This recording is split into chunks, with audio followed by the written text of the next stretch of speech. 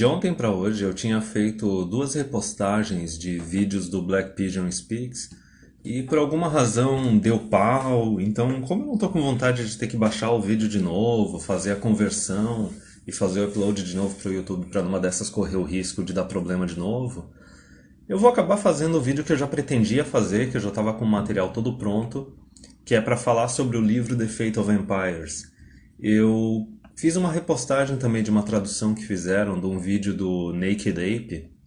O cara nem é MGTOW nem nada disso, só que ele fez um vídeo muito resumido, de menos de 15 minutos, explicando um monte de problema que tem na sociedade hoje em dia por causa do comportamento feminino e por causa da participação delas na política. E aquele como o upload deu certo, eu vou deixar ele online, ele é bom pra caramba, ele não é necessariamente o conteúdo MGTOW, é bem aquele conteúdo que atrai gente mais pra MGTOW, atrai mais gente pra Manosphere.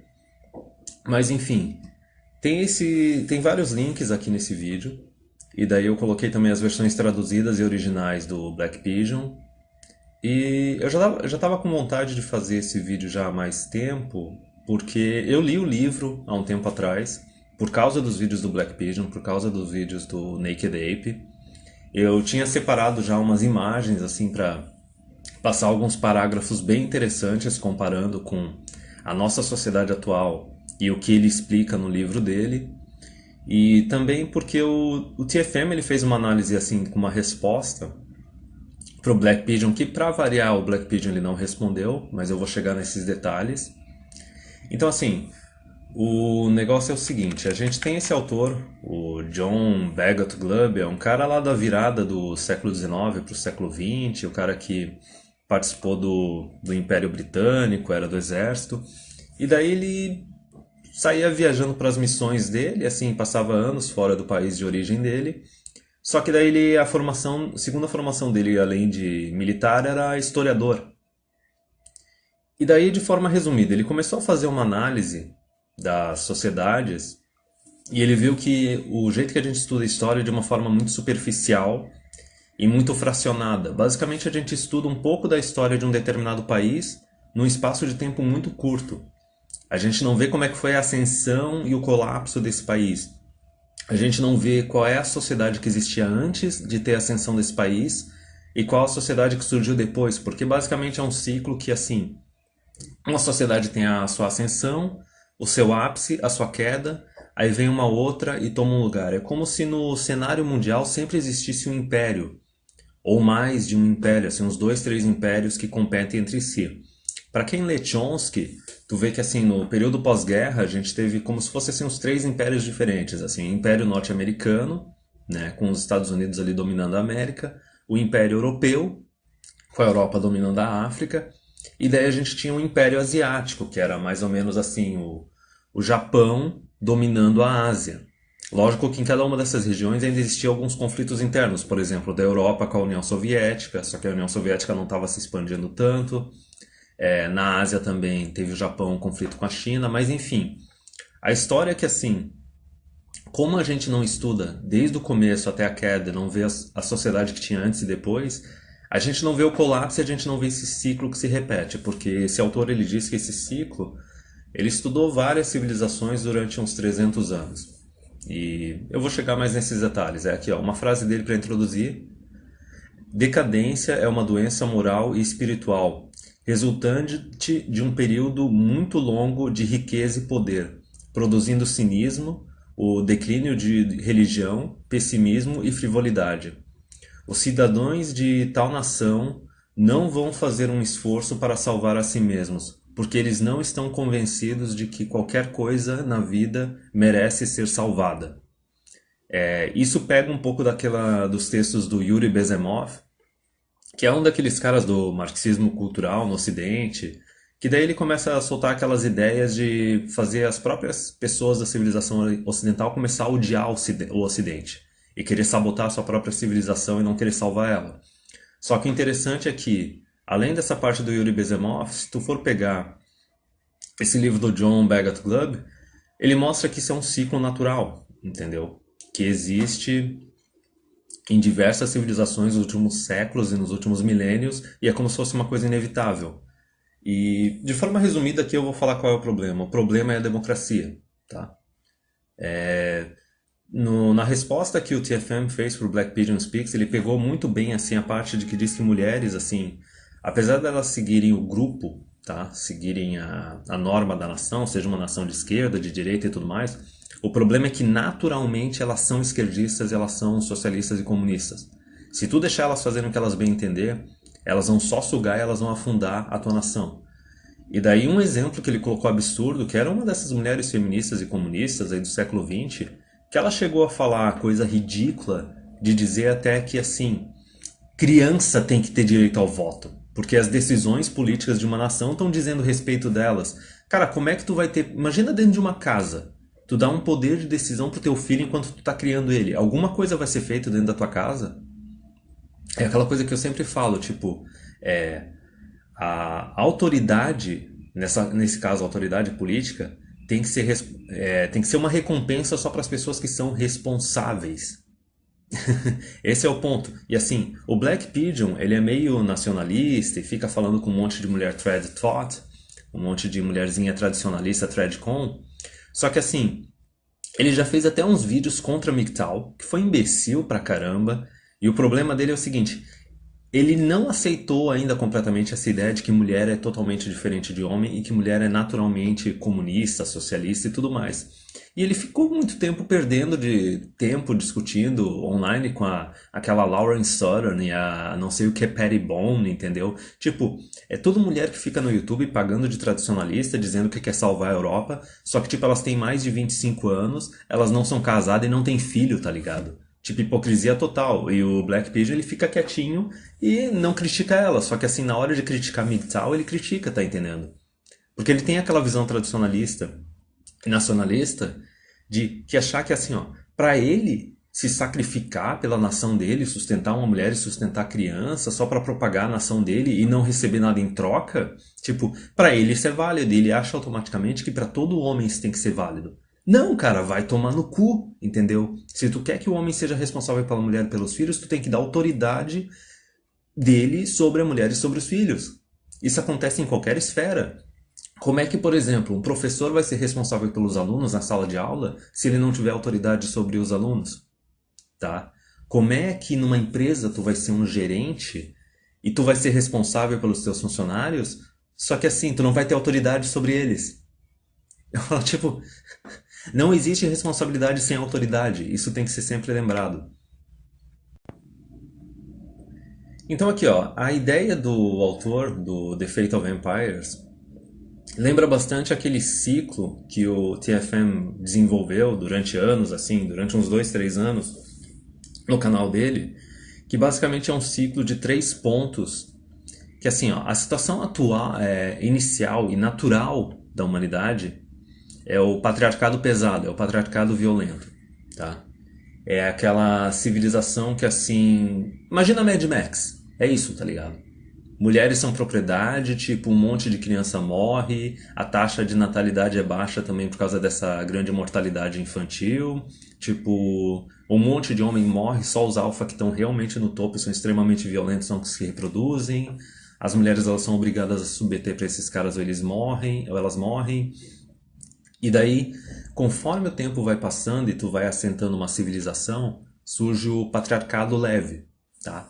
No patriarcado leve, como no patriarcado pesado a gente tinha uma poligamia, um harém, assim, o alfa que tem um monte de mulher, no qual dizem até historicamente que assim, acho que 70% dos homens na história da humanidade não se reproduziram, enquanto assim uns 70% das mulheres conseguiram se reproduzir.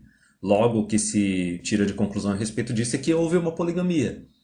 E que aquela regra lá da 80% das mulheres irem para os 20 homens que estão no topo não é só por causa de atração física, é por causa da necessidade de segurança e de recursos. Mas voltando, depois, conforme vai criando a civilização, a gente vai para um patriarcado leve, tá? No patriarcado leve, assim, tu tem a monogamia, tá? Tanto os alfas quanto os betas na sociedade, eles têm que se casar e se relacionar só com uma mulher, e daí o homem tem que ficar investindo na mulher para cuidar dela e sustentar as crianças e tudo mais. Tipo, isso é uma coisa que a gente teve, assim, até 1950, assim, até a segunda onda feminista, tá?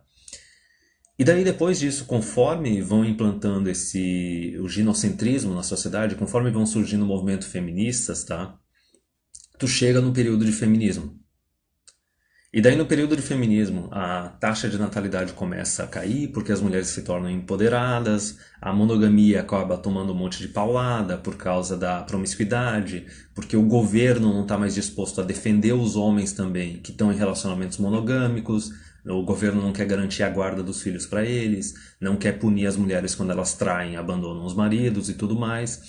E daí se torna uma sociedade cada vez mais instável, insegura, com um monte de desperdício de dinheiro, comunismo, socialismo e tudo mais, e daí tudo colapsa e a gente vai para um patriarcado pesado de novo. Então isso é só uma comparação, tem a imagem aqui, tem vários detalhes. Eu vou procurar o vídeo do TFM também para colocar aqui na descrição. Eu não lembro se alguém fez uma tradução, eu acho que fez, mas eu vou tentar encontrar. Então assim, vamos lá, ó. Eu coloquei no link a versão em PDF aqui na descrição do vídeo para quem quiser baixar o livro em inglês para ficar lendo. Tem o link do Google Translate, tu consegue acessar ali com um link do livro e pegar ele todo em português. Deve ter uns macetes para tu conseguir imprimir ele como PDF ou salvar como PDF. Isso daí o pessoal se vira, os dois links estão aí. Eu achei um vídeo, da mesma forma como o Misandry Bubble, teve um cara que foi herói e basicamente ele leu todo o Misandry Bubble e colocou um vídeo no YouTube. E quem acompanha aqui o canal já sabe que tem aquele macete do YouTube para tu pegar a tradução automática.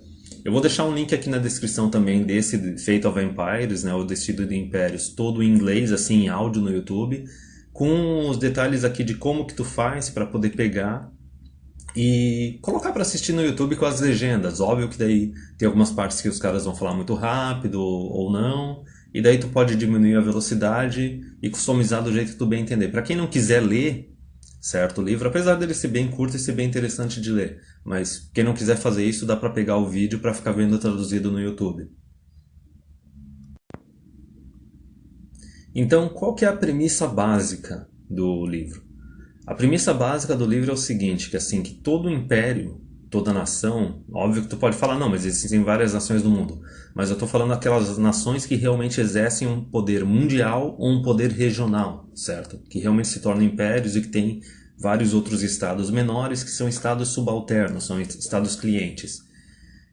Basicamente, ele diz que, em média, além de ter aquele ciclo de assim, um império subir e descer, e daí tem um outro que também subiu e desceu antes dele, depois, e muitas vezes esses impérios assim, eles estão concorrendo um com o outro, através até de conflito geográfico, militar e tudo mais, para um tomar o lugar do outro. Basicamente, em média, cada império tem uma duração de 250 anos, ou seja, 10 gerações. Então a gente pode pegar assim, ó, o Império atual, mais conhecido, entendeu? Tu pode falar da União Europeia, só que a União Europeia está sendo uma experiência totalmente artificial, da mesma forma que a União Soviética foi, da mesma forma que a China comunista foi, e daí não se sabe, pode ser que muito provavelmente a União Europeia, ainda mais pra gente que acompanha a notícia, não chegue nem a durar 10 gerações, porque não foi um império natural, que surgiu naturalmente, o negócio foi forçado, entendeu? E está com um monte de problema hoje em dia. E o colapso dela está sendo bem mais rápido, para quem acompanha as notícias dos imigrantes na Europa, né? A islamização da Europa. Mas enfim, um império natural que a gente pode acompanhar. E conforme eu for lendo alguns parágrafos do livro, vai dar para fazer uma comparação bem específica, é os Estados Unidos. Os Estados Unidos eles surgiram lá em 1775, né? Era uma colônia, mas como império mesmo, república norte-americana, 1775. Então, se tu aplicar essa regra dos 250 anos, o negócio tá aí. A gente tá o quê? Tá em 2018, cara, 2025. Tem gente que já fala que a Seguridade Social lá nos Estados Unidos em 2020 vai acabar, entendeu? Os democratas estão querendo puxar tudo quanto é tipo de imigrante, seja legal ou ilegal, para ir para o país e fazer o máximo de assistencialismo e tudo mais para ficar comprando voto, porque eles querem se perpetuar no poder, só que eles não se tocam que, assim, além de ter o colapso econômico do próprio país, que daí, como é que tu vai manter um país a hora que não tiver mais orçamento para o exército ou para a polícia, entendeu? Como é que tu vai defender o Estado de Direito, a propriedade privada e tudo mais? Tem outra questão que os democratas estão começando a descobrir, que assim os europeus já descobriram, que tu pode até trazer uns imigrantes para tentar comprar voto deles e para tentar consertar o problema da taxa de natalidade e tudo mais. Só que esses imigrantes, eles não são leais, especialmente em um período de colapso do império. Eles chegam na tua nação, eles pegam assistencialismo, dinheiro público do teu país, só que daí na hora da eleição eles não vão querer votar num cara do teu país. Eles vão formar as unidades tribais deles e eles vão querer votar em representantes deles. Entendeu? Na Europa, tu tem várias cidades que tem prefeito muçulmano, que nem eu já falei várias vezes. Na Holanda, tu tem um partido muçulmano, que os candidatos, assim, homens, eles se recusam a debater com mulheres. As mulheres ficam tudo triggered, quase chorando, falando que isso é um desrespeito e o cara não tá nem aí. E o detalhe é que a população muçulmana nessas regiões vai votar neles. E a hora que assim, como a taxa de natalidade desses imigrantes é maior que a população nativa, vai ser inevitável a dominação deles. Tá entendendo? Primeiro eles vão ter essa dominação à força em determinadas cidades, determinados bairros, e depois eles vão ter a completa dominação política, porque eles estão se reproduzindo mais. Porque, tipo, as mulheres imigrantes, elas são donas de casa, porque eles têm uma tradição mais patriarcal e tudo mais. Mas enfim, eu tô devaneando demais. Mas de resumo é isso. Cada império, além de ter uma sequência de um para o outro, ele dura em geral 10 gerações e daí ele possui alguns períodos. Então, assim, a primeira era de um império é a era dos pioneiros, tá? E é a era que faz assim a fundação do novo império. Nessa era dos pioneiros, assim, as gerações ou a geração dos pioneiros é uma geração trabalhadora, é uma geração que inova, é uma geração extremamente ambiciosa. No parágrafo do texto, eles falam assim, por exemplo, são grupos assim que não tinham tanta proeminência no cenário mundial daquela época ou daquela região e que de repente eles têm um boom de trabalho, de conquista militar e tudo mais. Por exemplo, um exemplo aqui que passam no livro são os imigrantes americanos que, assim, eles eram mal vistos pelos britânicos. Os britânicos se acharam melhores do que eles. E em poucas décadas, os Estados Unidos tomaram o lugar do Reino Unido. Outro exemplo que a gente pode ter aqui é dos árabes comparado com os persas, entendeu? Os romanos, assim, também em comparação com a Grécia. E um exemplo até que o Black Pigeon passa nos vídeos dele por exemplo, dos muçulmanos quando eles começaram a conquistar a Europa, lá no século 6, 7. Que, por exemplo, eles fizeram um vasto império, bem mais desenvolvido que a civilização europeia, do norte da África e do sul da Europa. E, pelo que ele fala no vídeo, eles com simplesmente 12 mil homens conquistaram a maior parte da Península Ibérica, chegando a dar até aquele negócio da Reconquista. Então, a primeira era a era dos pioneiros, que tem um boom geralmente por causa de um pessoal que é extremamente esforçado e ambicioso e através de conquistas militares, tá? E de descobrimento também, formação de colônias e tudo mais. Aí tu tem o segundo período, que é o período de conquista, tá? Que ele é mais especificamente só de conquista militar. E daí, por exemplo, aqui um exemplo que eles passam é do Califato Islâmico e o caso também dos mongóis. Se tu for pegar também os mongóis, é exatamente isso, é umas 10 gerações. E os mongóis não chegou a ter tanta aquela parte de trabalho, de ambição e tudo mais, foi militar com a tecnologia e os recursos que eles tinham. A parte, assim, outro exemplo aqui é o Império Romano também, que ele combinou e copiou um monte de modelo dos gregos.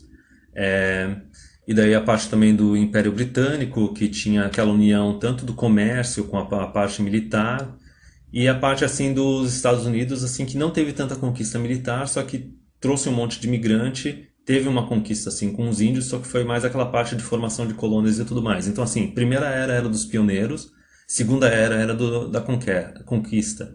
A era da conquista ela que tem mais a parte militar, a era dos pioneiros tem mais aquela parte de ir para territórios desbravados e se esforçar pra caramba para tomar o seu lugar no mundo.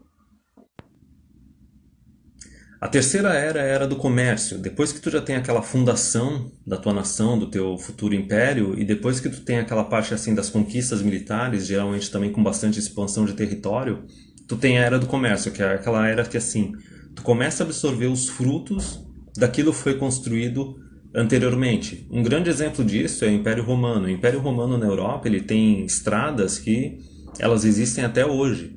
Parece que no Império Romano, o Stefan Molyneux fez uns vídeos a respeito, a população Na época da República pagava pouquíssimo imposto, a população era rica pra caramba por causa da grande extensão de comércio e riquezas, diferentes riquezas econômicas que existiam. Então assim, ó, a vantagem da era do comércio é o grande território que abre a nação para recursos naturais que existem em todo esse território, constituindo um grande bloco econômico, tá? As outras sociedades que existiam, que eram menores que o Império, elas possuíam um mercado bem menor. E daí não tinha como fazer comércio também, porque geralmente eram várias nações pequenas assim que tinham mais conflito militar entre elas. A partir do momento que tu não tem mais aquela conquista militar, não tem aquela desperdício de esforço e de vida humana, e tu pode partir para o comércio, as civilizações elas começam a enriquecer muito mais. Por exemplo, aqui, ó, o bloco do Império Romano. O Império Romano ele ia da Síria até o Reino Unido, no seu período de maior expansão. A outra era que tem a quarta é a era do intelecto, tá? Que assim, com a tua economia bombando e daí a competição que vai surgindo depois disso, não tem mais a competição militar, não tem mais a competição por recursos, aí tu tem a competição por inovações tecnológicas, grande desenvolvimento. Aí tu vê, por exemplo, assim, criação de universidades, tu chega naquele período assim que tem muito mais tecnologia sendo desenvolvida e assim, o estilo de vida das pessoas por causa dessas tecnologias começa a mudar com muito mais velocidade. Tu quer um exemplo bem claro disso? Pega mais ou menos o jeito que era século XIX. Como é que as pessoas viviam no começo do século XIX e como é que elas viviam no final do século XIX. Século XIX é aquele período que o pessoal começou com cavalo, com vela, com lâmpada de gordura de baleia, e eles terminaram o século com carro movido a combustível, com carro movido a bateria, com lâmpada, com energia elétrica, com trilhos de trem que atravessavam continentes. E a outra questão é a seguinte, essa tecnologia começa a ser transferida também para os militares, consolidando ainda mais o poder deles. Então tu pode ver também a grande força que é o exército norte-americano, que não tem nenhum outro exército no mundo que consegue competir com ele, por enquanto. Depois disso a gente tem o período de afluência, tá? E aqui o que mostra é que assim, no período de afluência tu tem uma grande melhora da qualidade de vida dos cidadãos dentro do império. Tu pode pegar, por exemplo, nos Estados Unidos eles dizem que um norte-americano que consegue ganhar 30 mil dólares por ano, que é uma coisa baixa lá, ele está no 1% mais rico do mundo. Só que daí aqui, a outra coisa, isso daqui é uma interpretação lá do autor. Ele fala que isso, infelizmente, leva a uma grande diferença ainda maior entre os ricos e os pobres. Tu pode ver assim mais ou menos o surgimento não necessariamente só de milionários, mas por exemplo, o surgimento de bilionários, tá? E daí tu tem uma sociedade elitista que surge dentro do império que controla a maior parte dos recursos do império. Isso é uma coisa que pode ser vista hoje em dia. E assim, a gente tem aquela parte não só de recursos naturais, tá? A gente tem a parte de recursos tecnológicos. As grandes organizações, as grandes multinacionais que basicamente são donas de uma grande fatia da internet, tá? E assim, a outra questão é que assim, eles começam a querer manter o monopólio deles. Então assim, não é só aquela parte assim, a competição vai diminuindo e eles querem manter o monopólio deles. Então, tu pode ver como isso pode afetar também negativamente a parte da inovação. Tu vê que a sociedade ela chega num período bem alto e dela começa meio que a estagnar. E se tu for ver assim, da parte da tecnologia, cara, pega por exemplo assim TI.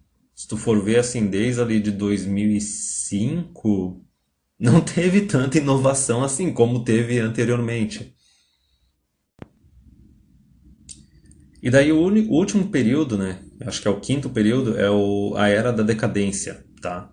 Esse é o último e o estágio final de todos os impérios. Ele é marcado por uma diminuição das virtudes morais e dos princípios que geralmente são promovidos por um grupo superafluente e pela classe média. Então, assim, tu tinha aquelas virtudes, nacionalismo, responsabilidade e tudo mais, que eram, assim, as virtudes que criaram o império. e que foram surgindo, assim, sendo mantidas até um pouco antes ali do período de afluência, tá entendendo? E daí assim, ó, isso se torna a parte assim de querer mostrar a sua riqueza, tu pode ver isso através do materialismo, estilo de vida consumista, tá entendendo?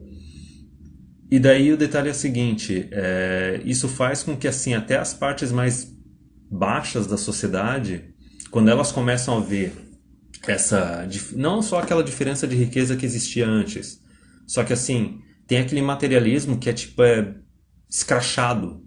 E tu consegue ver isso, por exemplo, na mídia, em filmes e em vídeos de música, assim, videoclipes e tudo mais a partir do ano 2000. Tu vê que antes do ano 2000 o negócio era um pouquinho mais recatado, entendeu? Depois tu começa a piorar mais.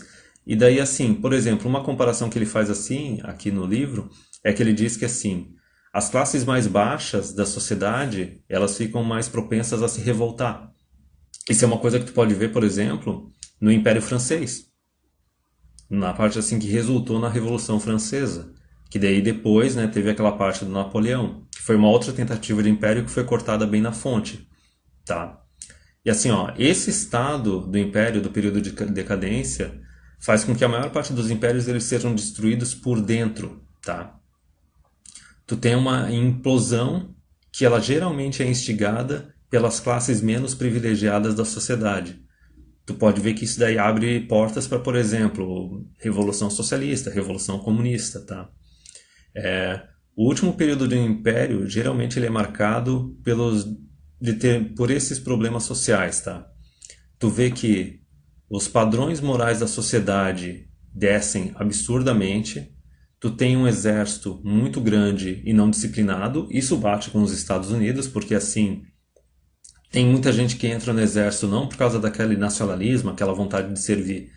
Não, porque o exército, tipo, ele te dá moradia, te dá comida e ele paga até a tua faculdade, entendeu? E a outra coisa que acontece, assim, que é absurda lá no exército norte-americano, é que, basicamente, tem um monte de mulher que vai pro exército e elas nunca vão servir, tá entendendo? Se tiver uma guerra, elas vão simplesmente engravidar e cair fora. Tipo, é basicamente se tornou um programa de assistencialismo para mulheres.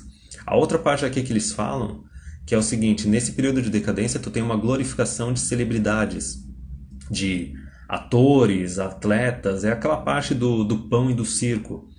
Como nas outras épocas tu tinha, por exemplo, imagina o período do comércio. Na era do comércio, quem que eram os heróis da sociedade?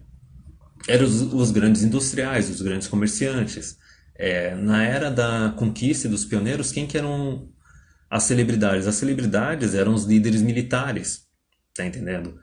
Da mesma forma também os líderes assim das cidades, assim, os líderes políticos das nações. E daí no período também da parte assim de afluência também mantém um pouco assim os militares e também os líderes políticos.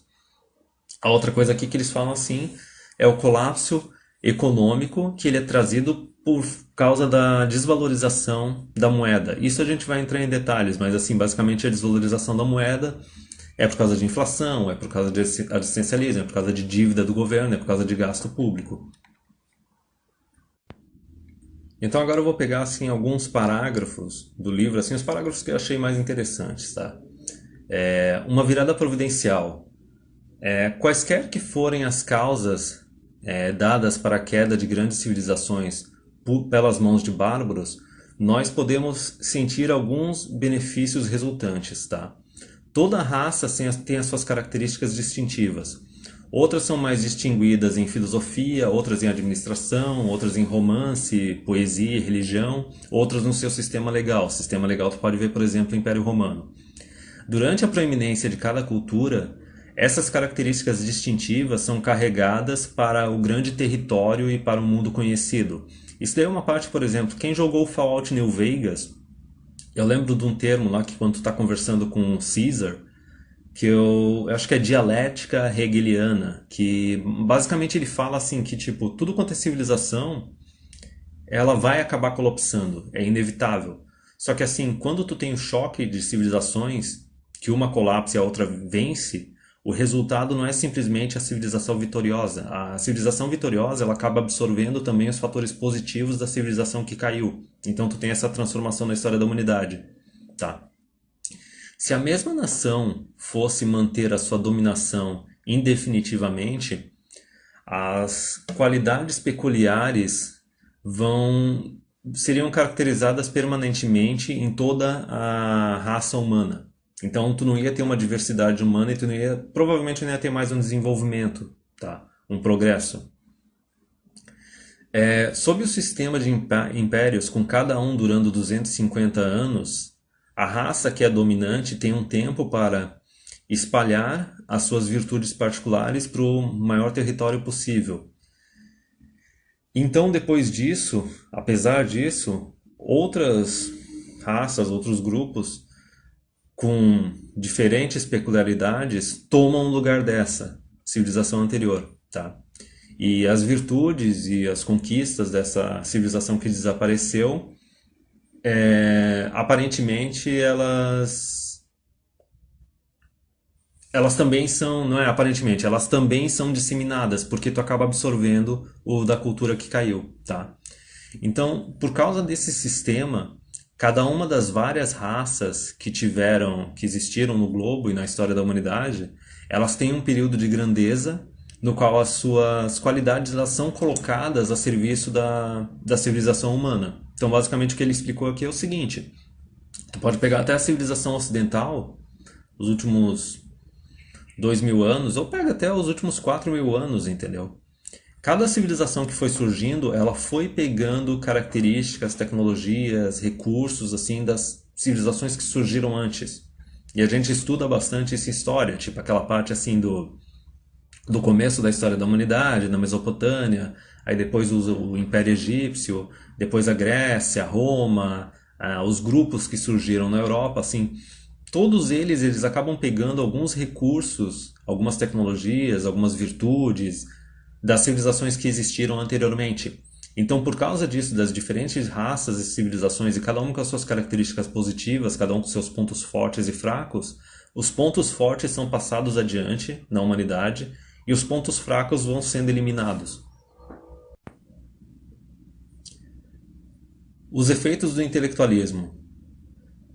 Existem várias coisas na vida humana que não são sonhadas pela nossa filosofia popular, tá? A disseminação de conhecimento parece ser a atividade humana mais beneficial, tá? E ainda assim, em cada período de declínio, é caracterizado pela expansão da atividade intelectual. Então, assim, por que ele fala? Ele fala que ele tem aquele período de afluência, o período de intelectualismo, que até o Black Pigeon comentou no vídeo dele, que daí chega uma hora que assim que o pessoal fica naquela punheta intelectual, naquele debate político que não dá em nada. Isso acaba sendo um desperdício de tempo e um desperdício de recursos, quando necessariamente para tu manter a sociedade tu precisa mais de ação, tu precisa mexer no mundo real, tá? E não ficar no mundo das ideias, tá? Todos os atenienses e tá. Aí aqui ele fala sobre como os atenienses, eles passavam a maior parte do teu tempo fazendo nada, além de simplesmente ficar discutindo filosofia, entendeu? Durante o período de declínio do intelectualismo grego, tá?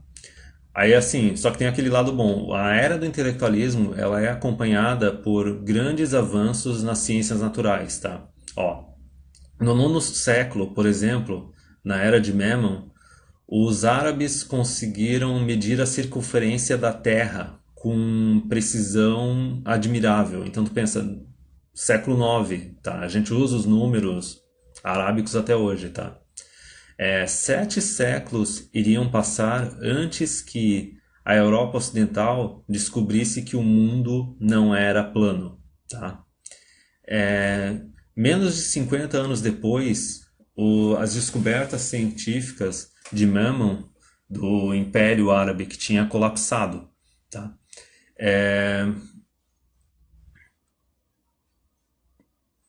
E assim, o que ele conclui aqui é o seguinte, que não importa o quanto tu teve esse desenvolvimento intelectual, esse conhecimento, ainda assim isso não foi o suficiente para impedir que esse império colapsasse. O fluxo de estrangeiros. Um dos fenômenos que se repetem em grandes impérios é a entrada de estrangeiros na capital city, tipo na cidade capital, por exemplo, no Império Romano e também nos outros impérios, tu tinha geralmente uma capital com uma grande população em comparação com o resto do império, especialmente quando tu tinha sociedades agrárias. E daí nessa capital um monte de imigrante começa a chegar, tá?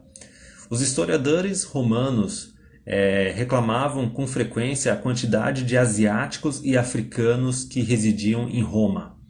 Bagdá, no ápice do século IX, era internacional até mesmo em sua população. Persas, turcos, árabes, armênios, egípcios, africanos e gregos conviviam nas ruas.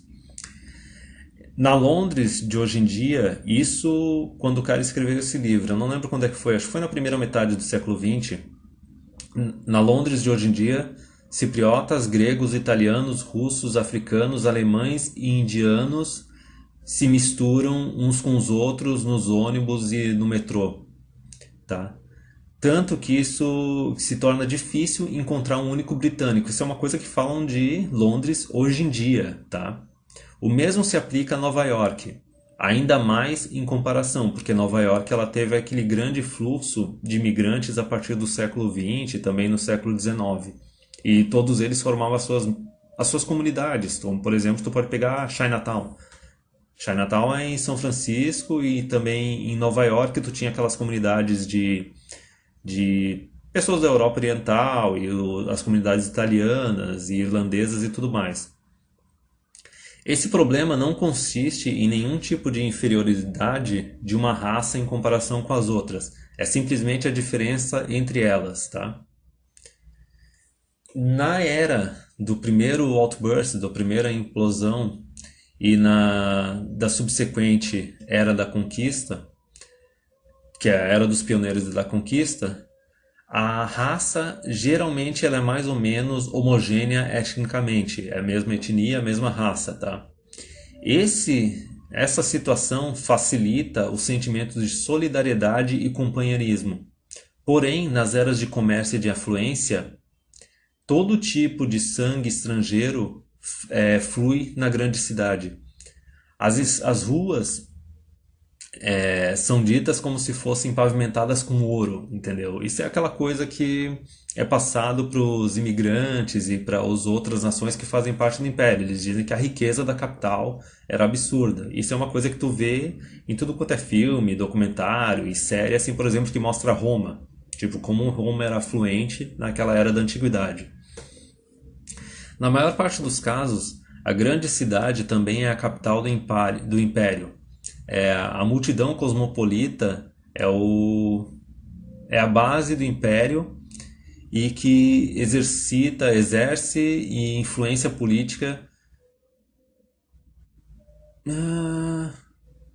Tá. Eles exercem influência política simplesmente por causa do grande número da população, a quantidade de gente que vive na capital. Por exemplo, se tu for ver em 2016, quando teve a eleição do Trump, tem um pessoal que acompanhou assim a votação online e tudo mais em tempo real, mas depois foram compartilhados na internet os mapas. E daí assim, ó, por que o voto lá nos Estados Unidos, diferente do Brasil, ele é o voto distrital? Existe uma razão para isso. Porque assim, se tu for ver nos Estados Unidos ali na eleição do Trump contra Hillary em 2016, tu vê que o centro dos Estados Unidos votou no Trump, nos republicanos. Só que o centro dos Estados Unidos tem uma população menor. São cidades menores, tem a parte agrícola, tem a indústria e tudo mais. Enquanto assim, na costa leste, Nova York, e na costa oeste, Califórnia, Los Angeles e tudo mais, votaram massivamente nos democratas. E assim, a maior parte da população está nas duas costas. Então assim, se não fosse o voto distrital nos Estados Unidos, a Hillary teria sido eleita. Por que isso está errado? Porque é o seguinte, tanto a costa leste quanto a costa oeste, ela é dominada pelos democratas e atrai população por causa dos programas de assistencialismo, por causa do subsídio, por causa da galera que se desloca para lá para viver do dinheiro público. E daí, como foi mostrado aqui no livro, tu acaba formando uma massa cosmopolita que quer simplesmente exercer dominação sobre o resto do país. E eles têm grande influência política. Se tu tiver o voto, assim, em números, eu não lembro qual é o termo, né? Que daí é simplesmente quem receber mais voto vai ganhar.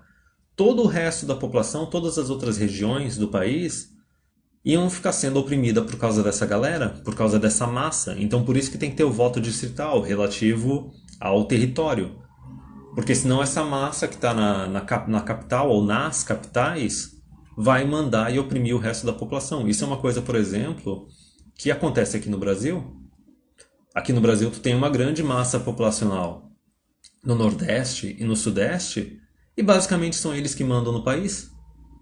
O que é uma grande sacanagem, porque tinha que ter um voto distrital, porque, por exemplo, o pessoal do Centro-Oeste e o Norte tá ferrado, porque eles têm um território do cacete, só que eles têm uma população menor para cuidar desse território, e eles têm que ficar obedecendo e dando satisfação para a massa de gente que tem no Nordeste e no Sudeste. Isso não é só simplesmente algum tipo de preconceito regional, não. O próprio pessoal do Nordeste tá ferrado na mão da própria população do Nordeste, porque a maior parte da população tá na região litorânea.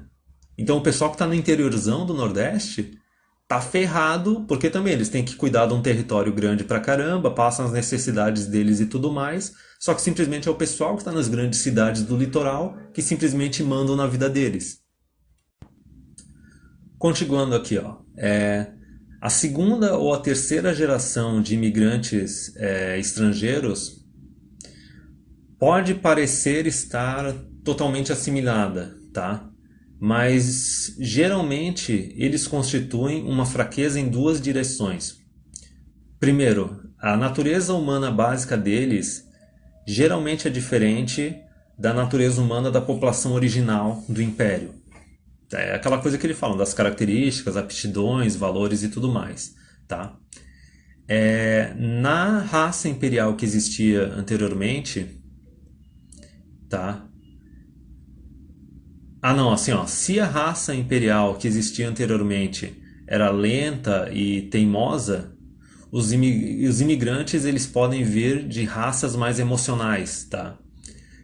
Dessa forma, introduzindo rixas que podem surgir nas políticas nacionais, mesmo se eles parecerem ser leais à tua sociedade. Então é aquele negócio, por exemplo, que eu falei da entrada dos imigrantes na Europa, tá?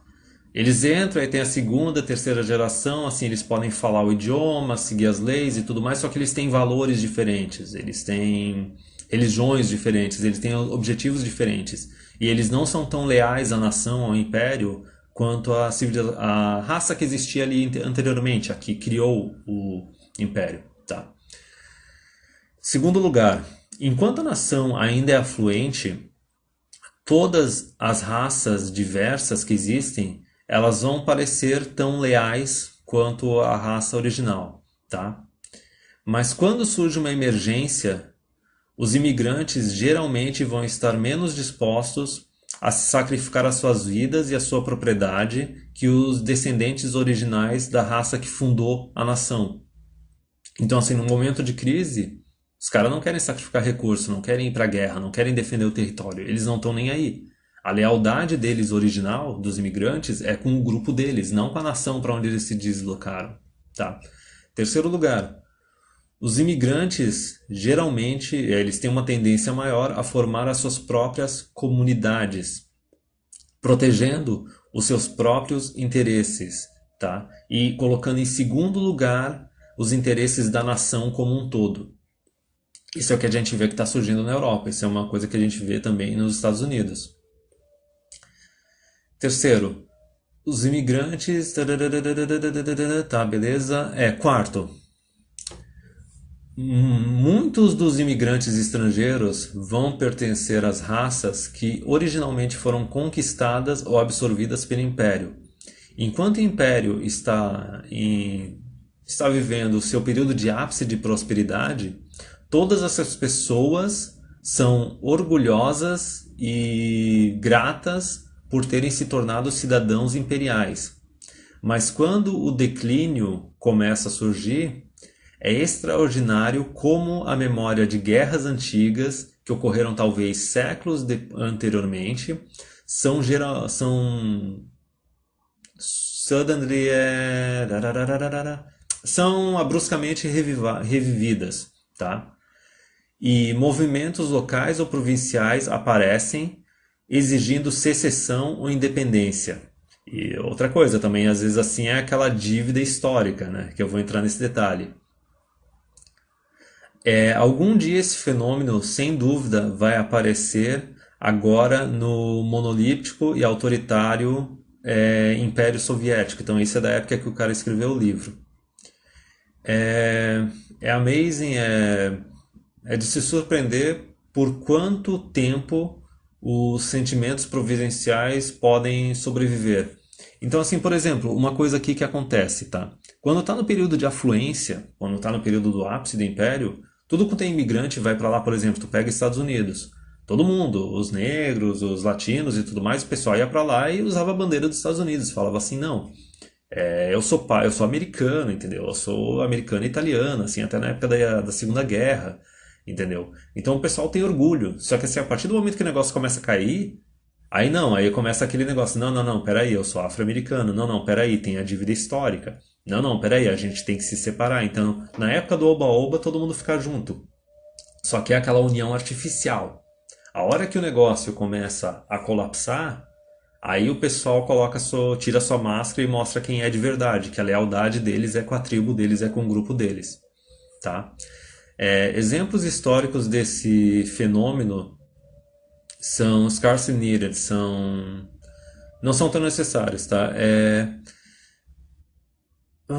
The Idol, a massa romana que tipo não trabalhava e tinha um apetite infinito pela distribuição gratuita de comida e pão e jogos, a política do pão e circo, entendeu? O apetite que a massa romana, principalmente na capital romana, tinha pela política do pão e circo é notória, tá? E totalmente diferente do espírito romano que estava associado com a população no começo da República, no período de guerras, tá entendendo? Do período dos pioneiros e do período da conquista. Então isso mostra como na duração do Império os valores, o comportamento, os objetivos, o estilo de vida da população acaba se modificando. Não só por causa da acomodação da própria população original, que acaba se tornando hedonista e tudo mais, mas também por causa da entrada dos imigrantes e por causa desse melting pot de raças e civilizações, assim, de sociedades diferentes que surgem no Império. Que parece que eles estão unidos, só que na verdade eles não estão unidos. Cada um está defendendo o seu interesse no longo prazo. A hora que a água começa a bater na bunda, a hora que o Império começa a colapsar, tipo aquele kumbaya de todo mundo cantando juntinho num círculo e dizendo que todo mundo é membro do Império, cai. Eles começam a defender só os grupos deles. Frivolidade. Conforme a nação declina em poder e riqueza, o pessimismo universal gradualmente começa a existir na população e o declínio se acelera. Não existe nada em comparação com o sucesso, e na era da conquista e do comércio, a nação era carregada triunfalmente adiante com a onda da sua própria autoconfiança. A República Romana repetidamente teve, né, prestes a ser extinguida. Em 390 a.C., quando os gauleses saquearam a cidade, em 216 a.C., na Batalha de Canaã. Mas os desastres não conseguiam mover a resolução dos romanos iniciais.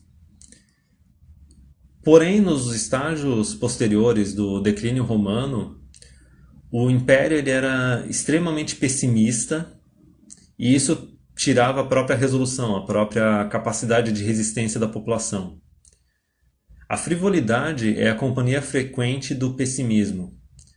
Vamos comer, beber e se divertir, porque amanhã a gente vai morrer. Tipo, essa é o pensamento da população nesse período de declínio, tá? A comparação, a similaridade entre várias nações em declínio é realmente assustadora. A massa romana que nós vimos exigia alimento grátis e jogos públicos, né? Jogos gratuitos, entendeu? Shows de gladiadores, corridas de carroças e eventos atléticos. Isso era a paixão deles. Os caras não queriam saber de trabalhar, entendeu? No Império Bizantino, as rivalidades entre os verdes e os azuis no hipódromo é, chegavam à importância de ser uma grande crise. É uma coisa, por exemplo, que o Black Pigeon Speaks coloca no vídeo dele, que assim, a população para, uma coisa que eu acho absurda, por exemplo, quando tem Copa. A população simplesmente para, o pessoal para de trabalhar para assistir a porra do jogo. Tá entendendo? E aqui exerce efeito sobre a população. Até o pessoal que trabalha com bolsa de valores, a parte de economia, eles dizem que assim, ó, tu quer negociar tua dívida, tu quer comprar ações, espera o time do teu país perder.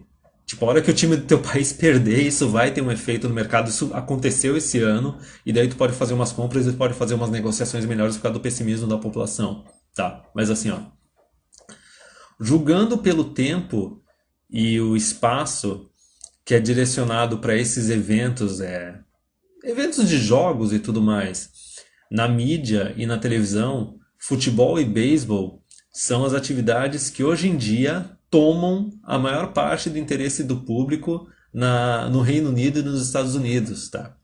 Os heróis das nações em declínio são sempre os mesmos: o atleta, o cantor e o ator.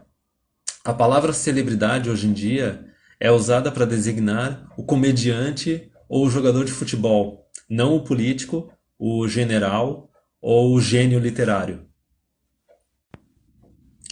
O declínio árabe. Na primeira metade do nono século, Bagdá aproveitou o seu ápice como a cidade mais rica e a melhor cidade do mundo. Em 861, apesar disso, o calife reinante Mutawakil foi assassinado pelos seus mercenários turcos, que colocaram em prática uma ditadura militar, que durou por 30 anos.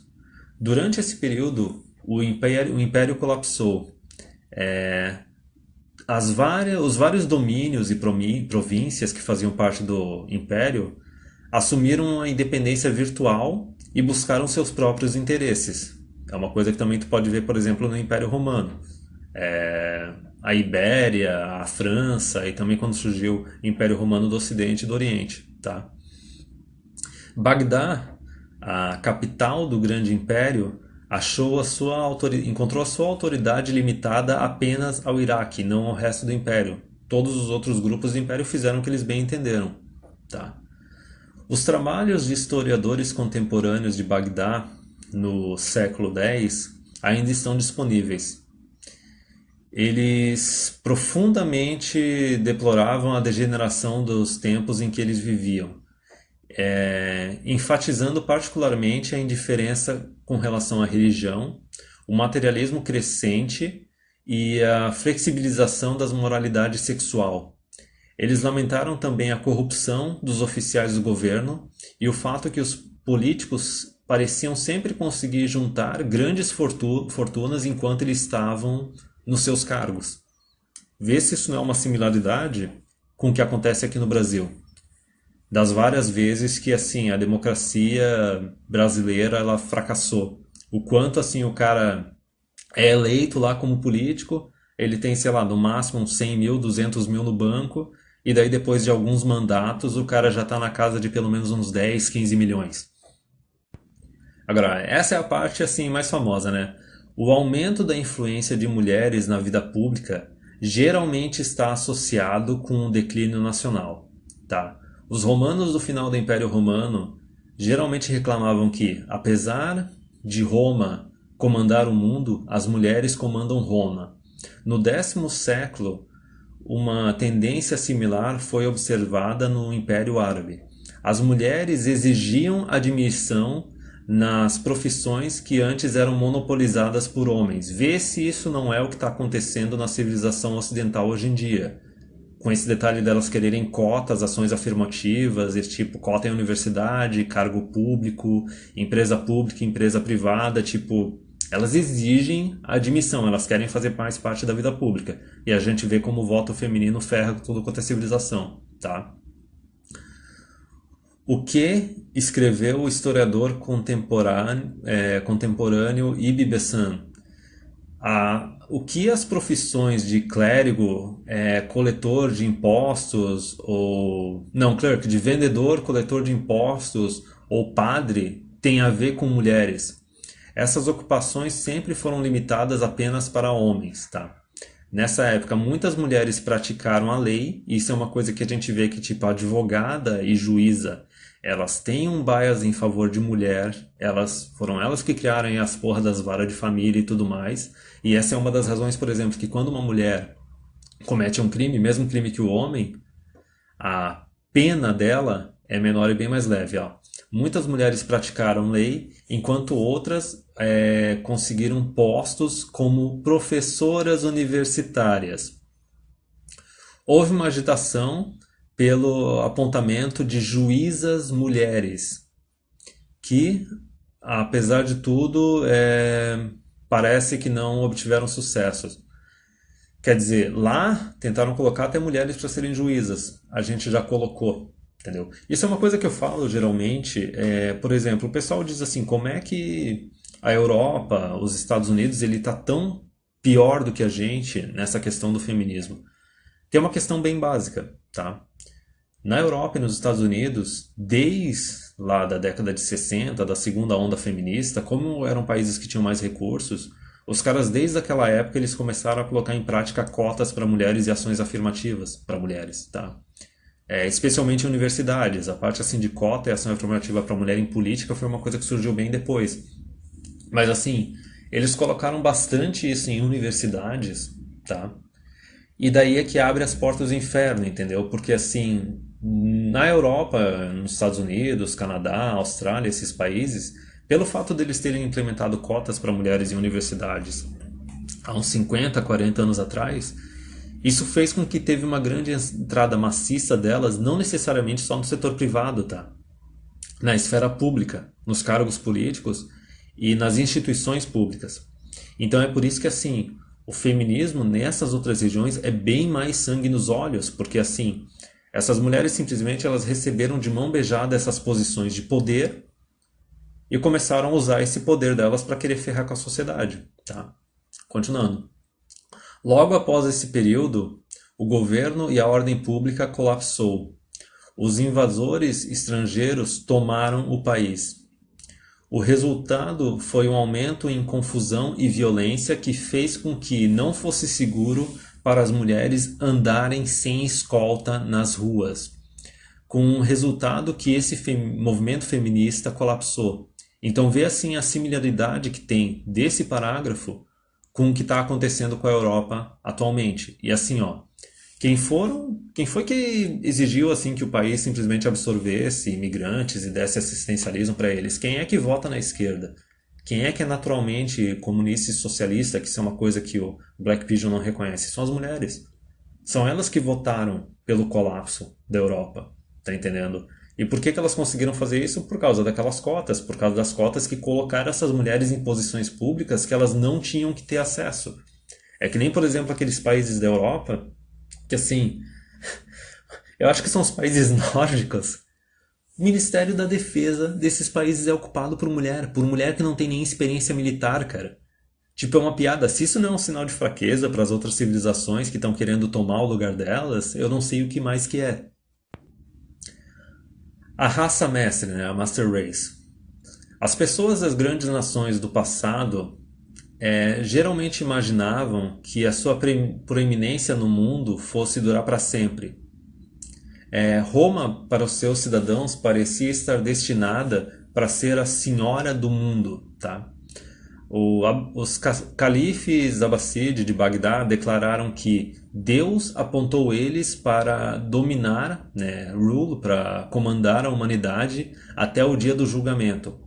70 anos atrás, muitas pessoas da Grã-Bretanha, isso de quando o livro foi escrito, né, acreditavam que o Império fosse durar para sempre. Provavelmente esses 70 anos atrás deve ser 1880, por aí, antes da Primeira Guerra. Apesar de Hitler ter falhado no seu objetivo, ele declarou que a Alemanha iria comandar o mundo durante milhares de anos. Sentimentos como esses são publicamente expressados sem nenhuma adesão, mostram que, em todas as eras, a ascensão e a queda regular de grandes nações passou desapercebida. As simples estatísticas provam que a rotação de uma nação para outra ocorre em intervalos regulares. Essa é a parte que ele fala, por exemplo, que a cada 250 anos surge um império e outro. E todos eles, no período de ápice deles, eles acham que eles estão destinados para durar para sempre. The Belief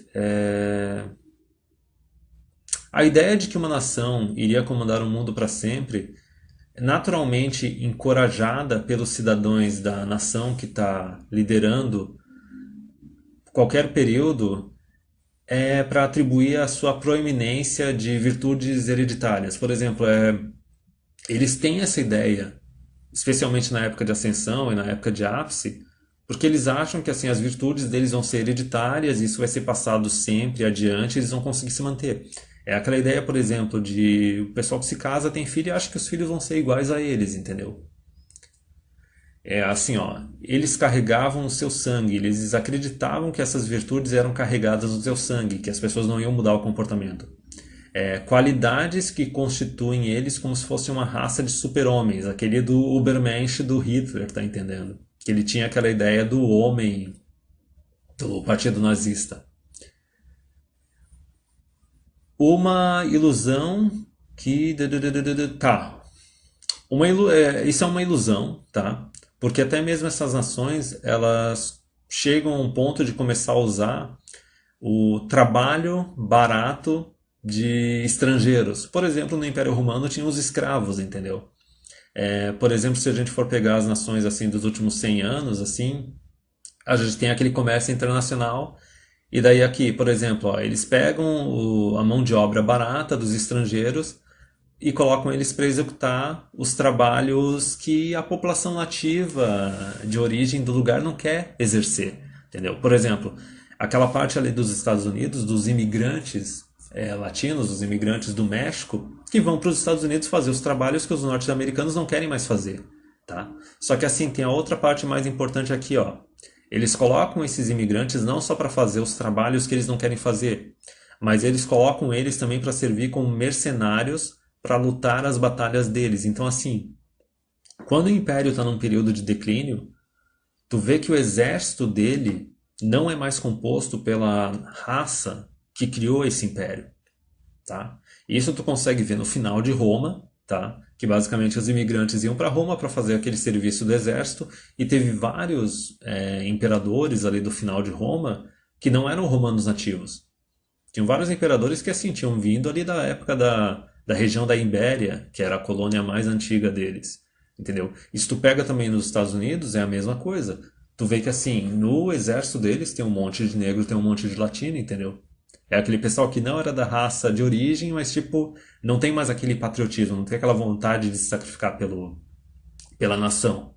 Não estou falando se isso é certo ou errado, só estou falando que é o que acontece, tá? Essas pessoas mais pobres, elas estavam muito satisfeitas, elas são totalmente satisfeitas em migrar para as cidades ricas do Império. E daí elas formam uma forma adulterada de homogeneidade com a raça conquistadora, tá? E daí a raça conquistadora, ela inconscientemente, né, a raça de origem, assumiu que eles seriam para sempre os líderes da humanidade. E daí, por causa disso, eles relaxam as suas energias e passam a maior parte do seu tempo se divertindo e vendo esportes e celebridades e tudo mais. Simplesmente eles acham, não, a gente já conquistou, a gente tem esse império gigante, a gente não precisa mais se esforçar. Então a gente vai ficar agora só se divertindo e colocar os outros serviços que a gente não quer fazer, coloca os imigrantes para fazer esses serviços. O estado de bem-estar social, ou a seguridade social, essa parte aqui é importante, tá? Quando o estado de seguridade social foi primeiramente introduzido no Reino Unido, tá? Ele foi reconhecido, anunciado como um grande marco na história do desenvolvimento humano, tá? A história, apesar disso, sugere que na era de declínio de uma grande nação é uma era em que geralmente mostra-se uma tendência à filantropia e uma simpatia com as outras raças, tá? Tu vê isso hoje em dia na civilização ocidental, o pessoal que é branco que odeia ser branco, tá ligado? O pessoal que fica falando abertamente que a raça deles tem que ser destruída, que as outras raças são melhores. Isso tu tem aquela representante política que tá no vídeo do Black Pigeon Speaks, tá? Essa fase pode não ser contraditória com o sentimento descrito no parágrafo anterior, tá? A raça dominante tem o direito de dominar o mundo, tá? Pois os cidadãos da grande nação aproveitam o papel de Lady Bountiful. Lady Bountiful é tipo o seguinte, é aquela pessoa que tem tanto dinheiro, tanto recurso, que tipo, agora ela vai pagar de boazinha dando recurso para os outros, distribuindo para os outros. Isso daí tu vê, por exemplo, nas mulheres na Europa, que simplesmente querem um sistema de seguridade social absurdo para simplesmente ficar sustentando os imigrantes, tá? No próprio vídeo do Naked Ape que eu coloquei aqui na descrição, ele mostra que assim, geralmente, a mulher quando ela não é casada e não tem filho, ela geralmente ela é mais comunista, mais socialista, e ela quer que o governo dela fique dando dinheiro público, fica dando recurso para esses outros grupos, tá? Ao longo que mantenha o seu status de liderança, a população imperial ela está disposta a ser generosa e até mesmo condescendente. É aquela ideia do coitadismo, tipo, a gente tem que ajudar determinada raça porque eles não são tão bons quanto a gente, tá? Os direitos de citizenship, assim, os direitos de cidadão são generosamente dados para todas as raças, até mesmo para aqueles even those former subjects, tipo, tá, pula. E a igualdade da humanidade é proclamada. Então assim, ó, tu pega, por exemplo, em Roma, o que aconteceu? Os romanos eles não quiseram fazer aqueles serviços, especialmente militar, que achavam que era um serviço sujo, não precisava mais, vamos colocar os imigrantes para fazer isso. O que aconteceu? Os imigrantes começaram a ganhar direitos de cidadania, entendeu? Os mesmos direitos do cidadão, e direito ao voto e tudo mais. Tu vê, por exemplo, na Primeira Guerra Mundial. Na Primeira Guerra Mundial, teve um monte de países da Europa que começou a colocar em prática ali o voto feminino.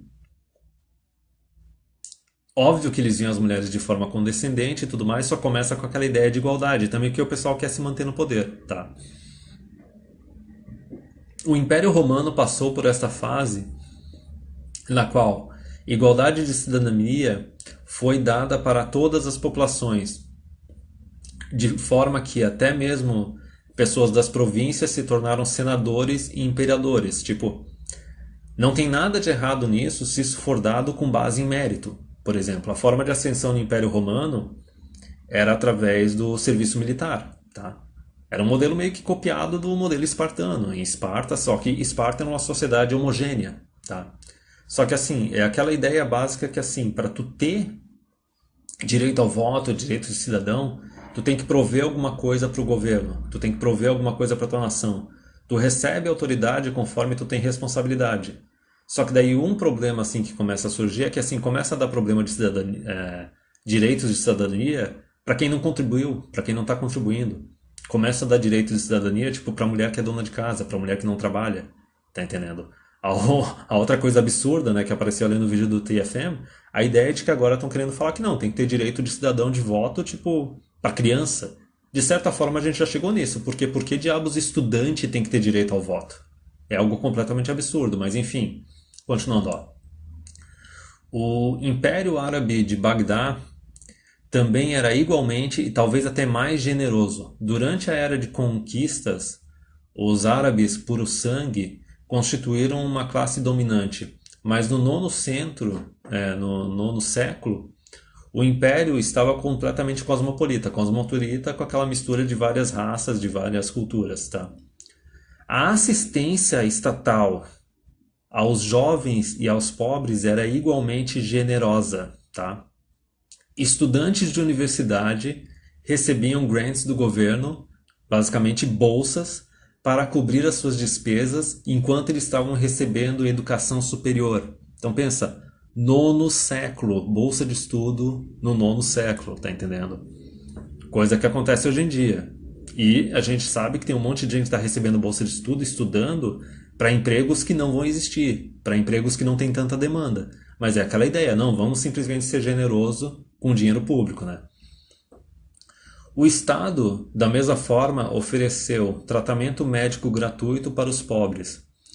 O primeiro hospital público gratuito foi aberto em Bagdá, no reino de Harun al-Rashid, em 786 até 809, que foi a época que ele governou. Tá? E under his son, pelo filho dele, Mamun, os hospitais públicos e gratuitos apareceram por todo o Império Árabe, da Espanha até onde é conhecido hoje como Paquistão. A impressão de que o Império vai sempre ser automaticamente rico faz com que o Império comece a gastar de forma absurda na sua própria benevolência. Até um momento em que a economia colapsa, as universidades são fechadas e os hospitais caem em ruína. O Brasil não é tanto um império assim, só que tu acha que isso já não está acontecendo com as universidades? Tu acha que isso já não está acontecendo com os hospitais? A gente tem aquela Constituição de 88, 89, que deu tudo quanto é tipo de direito pro cidadão brasileiro e criou aquele país das maravilhas, só que a gente ou nunca teve recurso suficiente para ter esse serviço público, entre aspas, gratuito, como também tem outra coisa que acontece, que é o seguinte, a população corrupta começa a pegar essas instituições e começa a usar elas para se enriquecer. A gente tem aquela ideia que não, é só político que é corrupto. Não, cara. Tem muito funcionário público que pega as universidades, pega os hospitais públicos e fica usando o negócio para se enriquecer. O que te garante que, por exemplo, ali, a Federal do Rio de Janeiro estava usando 95% do orçamento dela para folha de pagamento? O que te garante que as UPAs, os postos de saúde, os hospitais públicos, os funcionários públicos desses hospitais também não façam isso? Se é reconhecido publicamente por todo mundo que os salários de quem está no setor público são bem maiores que os salários de quem está no setor privado. Então, assim, se tu tem um hospital público, uma universidade pública e tudo mais, automaticamente a maior parte do orçamento vai estar indo para a folha de pagamento dessa galera e vai faltar recurso para os produtos, para a manutenção, e é por isso que o serviço é uma porcaria. Decadência não é física. Nem a decadência é física. Os cidadãos das nações em declínio são geralmente descritos como fisicamente emasculados, tipo, isso é o que estão falando do homem europeu hoje em dia, tá? E incapazes de enfrentar hardships, assim, grandes esforços físicos ou fazer grandes esforços. Isso não parece ser uma imagem verdadeira, tá? Cidadãos das grandes nações em decadência são geralmente fisicamente maiores e mais fortes que os invasores bárbaros. Isso é uma coisa que falam que assim, ó, na Idade Média, o homem europeu, ele era menor do que o homem atual. E eu acho que até na Antiguidade falavam que os romanos eles eram baixinhos, tá? Além disso, foi provado que a Inglaterra, na Primeira Guerra, os homens jovens criados na riqueza e do Império tiveram pouca dificuldade em se acostumar com a vida nas trincheiras. A história da exploração prova o mesmo ponto. Os homens acostumados com a vida confortável nas casas na Europa e na América foram capazes de mostrar grande endurance, grande resistência, tanta resistência quanto os nativos andando em camelos através dos desertos ou escalando ou cortando seus caminhos pelas florestas tropicais. Decadência é uma doença moral e espiritual, resultante de um longo período de riqueza e de poder, produzindo cinismo. O declínio de religião, cinismo e pessimismo e frivolidade. Os cidadãos de tal nação não vão mais fazer o esforço para salvar a si mesmos, porque eles não estão convencidos de que nada na vida deve ser salvo. Então, assim, ó, concluindo, até mesmo esse autor, eu meio que discordo dele, porque assim, não é aquela ideia de que nada na vida, para a pessoa que está no período final de decadência, assim, de colapso do império, tem que ser salvo. Eu acho que até mesmo a interpretação desse cara, porque é um cara de uma outra época, praticamente de outro século, também está errada. É aquela coisa assim, eu acho que assim, esse autor, assim como o Black Pigeon, ele é meio antiquado. A gente tem que adaptar. Vamos pegar, por exemplo, aquele texto da Misandry Bubble, da bolha misândrica, que apesar de estar falando mais da parte de relacionamento entre homens e mulheres, aquele texto ele fala bastante também de política, de economia. Então, o resumo máximo é a seguinte, tá? Responsabilidade tem que ser recompensada com autoridade.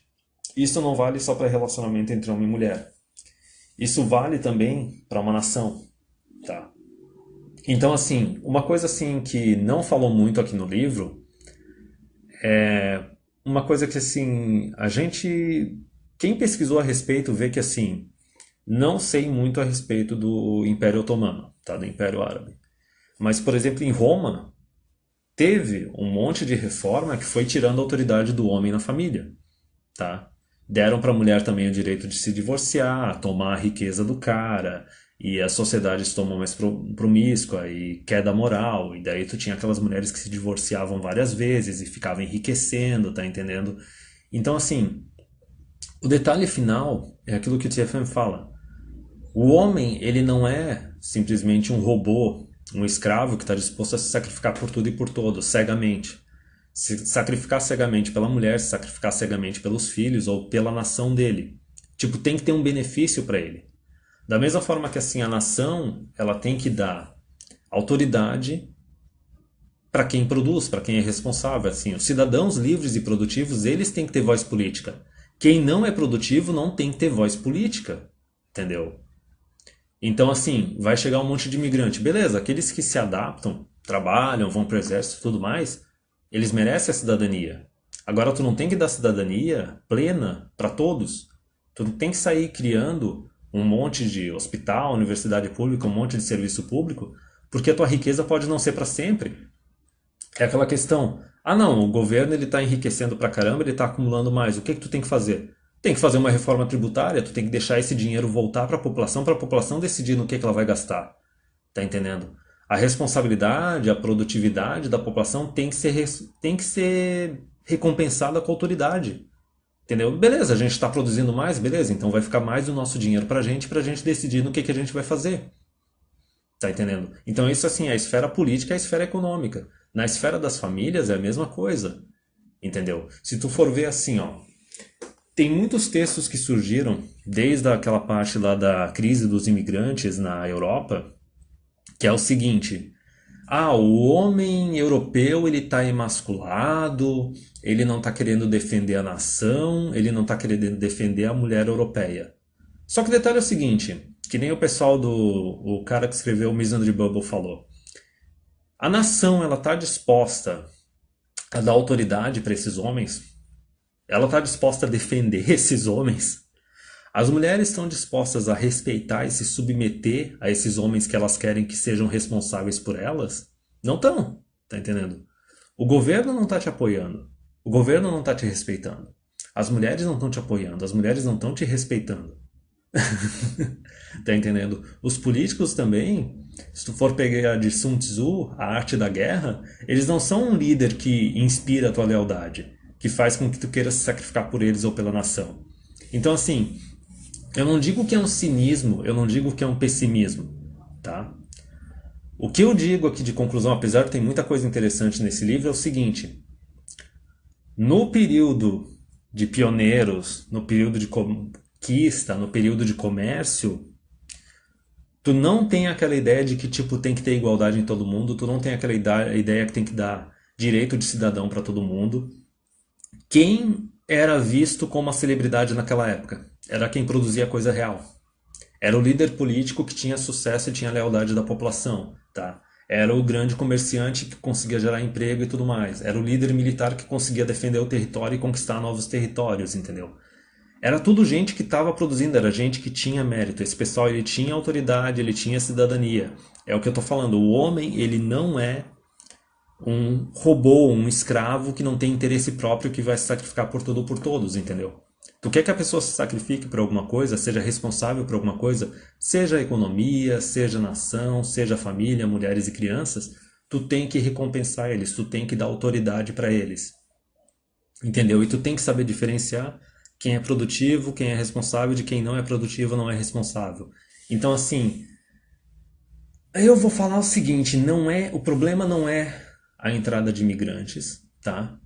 O problema não é o fato do império se tornar extremamente confortável, nem nada disso, não é nada disso, cara. O problema que faz a decadência de todo o império é simplesmente o seguinte: é a ideia que começa a surgir no império de igualdade entre todos, tá? Essa distribuição de recursos que começa a acontecer no império, e daí isso faz o seguinte, cara, faz com que quem é mais apto, quem é mais capacitado, que era para estar no topo, simplesmente para de se esforçar. Começa a não dar a mínima, tá? Tu quer um exemplo bem claro disso? Imagina assim, que numa família tu tem 3 filhos, tá? Tu tem 2 filhos que estão sempre ajudando dentro de casa, nos serviços domésticos e tudo mais, e tu tem o terceiro filho que não faz porra nenhuma. Se os pais não recompensarem, não reconhecerem esses 2 filhos que estão ajudando bastante a família, o que que eles vão fazer? Eles vão começar a não fazer porra nenhuma. Tá entendendo? Eles vão emular o comportamento do terceiro filho que não faz nada porque não tem recompensa, é natureza humana. Tá? Isso se estende à esfera política, se estende à esfera econômica, se estende à esfera familiar. Tipo, a nação é como se fosse uma grande família. Não importa essa parte assim, ah não, mas o problema é a diversidade de valores, de cultura, de raça e tudo mais. Não, cara. Tipo, tu pode ter várias etnias, várias religiões, só que a cultura tem que ser homogênea. Mesmo que isso tenha que ser mantido à força. E a forma mais simples de tu fazer isso é o seguinte, é tu ter uma sociedade baseada no mérito. Entendeu? Quem tem mais autoridade tem que ser quem vai produzir mais, porque isso vai ser benéfico para a sociedade. É um esquema de recompensa. Tá entendendo? Tu vai ter aqueles cidadãos mais fracos e menos esforçados que não querem se sacrificar. Beleza, eles vão ter uma vida de merda na sociedade. Só que eles não vão receber direitos de cidadania, eles não vão receber autoridade sobre os outros, eles não vão receber nada. É aquela coisa, tu quer não se esforçar? Beleza, tu vai ter uma vida de merda, tu vai estar na base da sociedade. Só que o pessoal que quer se esforçar, que quer alcançar aquela mobilidade social, esse pessoal tem que ser incentivado a isso, tem que ser recompensado com autoridade, com cidadania, porque é esse pessoal que vai fazer bem para a sociedade como um todo e vai fazer ela avançar. Então, na minha opinião, os impérios eles caem porque eles perdem essa ideia. Eles chegam nesse período, chegam nessa ideia que faz essa ideia do mérito, que beneficia toda a nação, que faz a nação se desenvolver, e daí simplesmente chega um momento que eles abandonam a ideia do mérito. Outro exemplo, por exemplo, é numa empresa.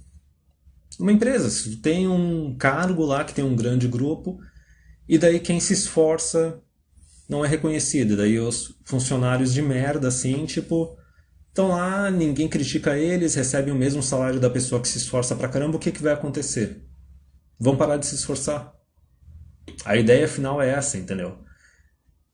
Então, assim, foi bastante coisa nesse vídeo, acho que ele tá bem longo, mas a ideia principal que eu queria passar era isso, tipo, a meu ver os impérios, eles colapsam porque eles abandonam ou param de reconhecer a natureza humana, tá? A diferença em quem é mais capaz e quem é menos capaz, a diferença entre o forte e o fraco, a diferença entre o homem e a mulher, e tipo, ao invés de ficar reconhecendo, recompensando e enaltecendo quem é mais capaz, quem é mais produtivo, mais responsável e faz mais bem para a sociedade, tipo, basicamente a sociedade ela decide dar direitos e recursos de forma igualitária, tipo, para todo mundo, tanto para quem não está contribuindo quanto para quem está contribuindo. Isso faz com que o pessoal que fazia a sociedade funcionar defendia ela, fazia a manutenção dela, protegia e tudo mais, esse pessoal simplesmente abandona o barco. E daí essa sociedade cai. E daí uma outra sociedade que ainda está naquele período de meritocracia, de reconhecer aqueles que fazem mais bem pela sociedade, dando poder e autoridade para eles, essa sociedade chega com o ímpeto e com o impulso delas e simplesmente domina a sociedade que está enfraquecida.